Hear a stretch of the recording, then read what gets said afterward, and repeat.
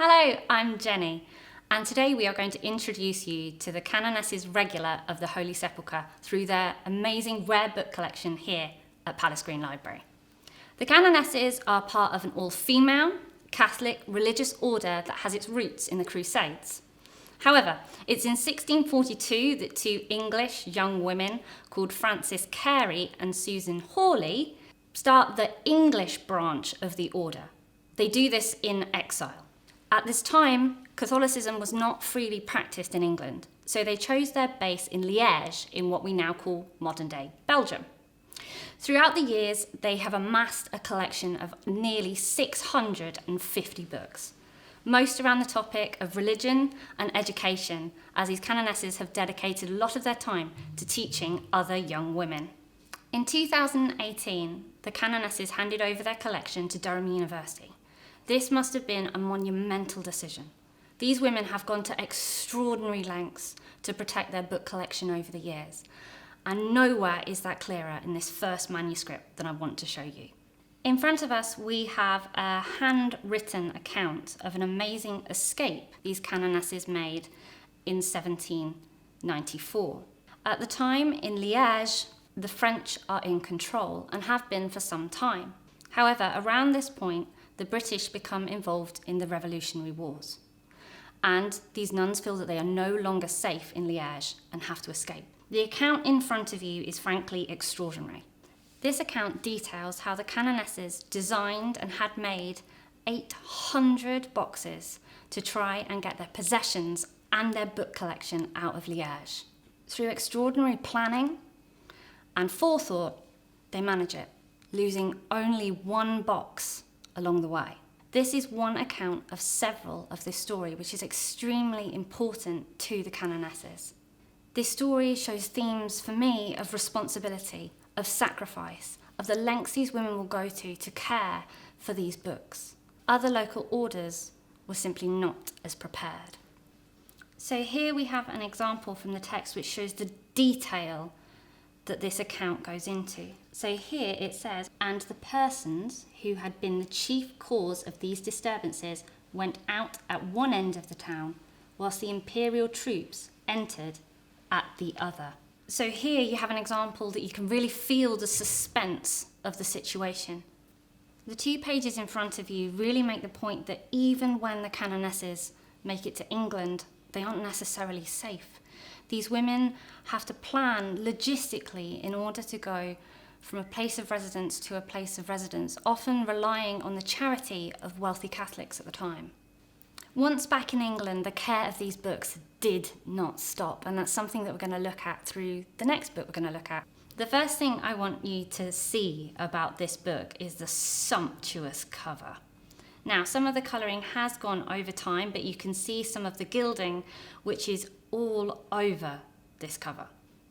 So the tooling actually continues right around these edges. So you also have gilt page edges as well. So when this book is open, you can actually see that it is bound with medieval vellum. This actually means that the collection was a lot older than we originally thought.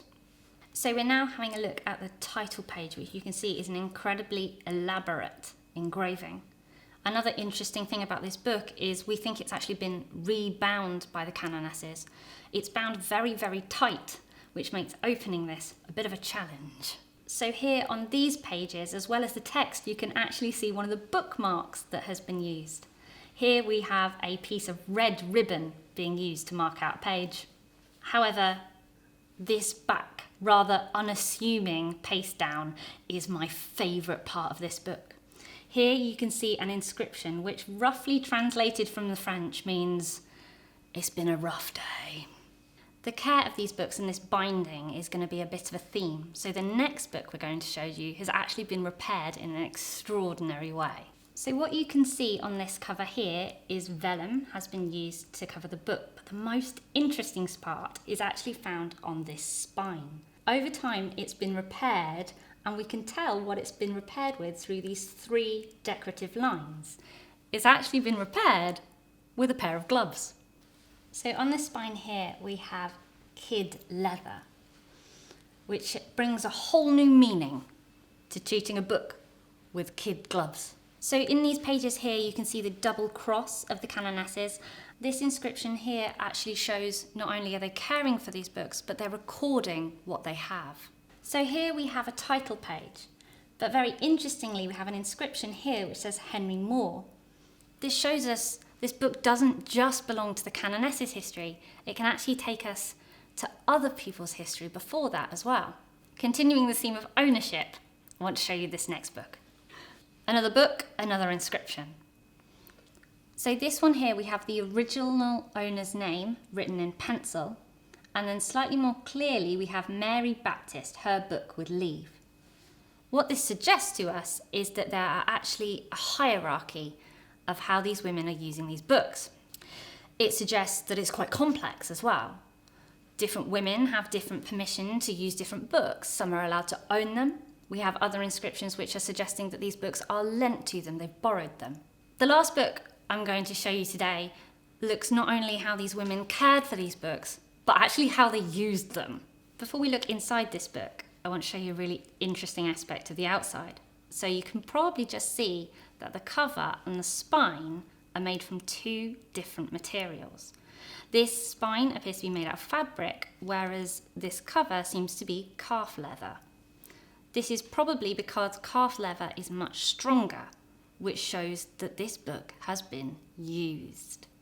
What you will be unable to tell from the pages I'm showing you is that this is actually a printed book.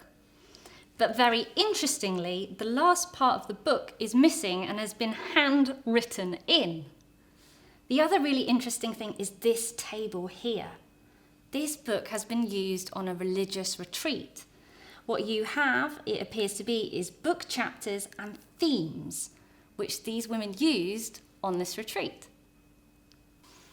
Again and again, we have come to the theme of how these women have cared for these books.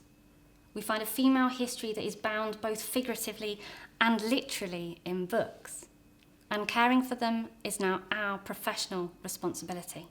We have been working on cataloguing this collection and making it accessible to our students, our researchers, and to you. So if you are interested in looking at this material, please contact us at Palace Green Library.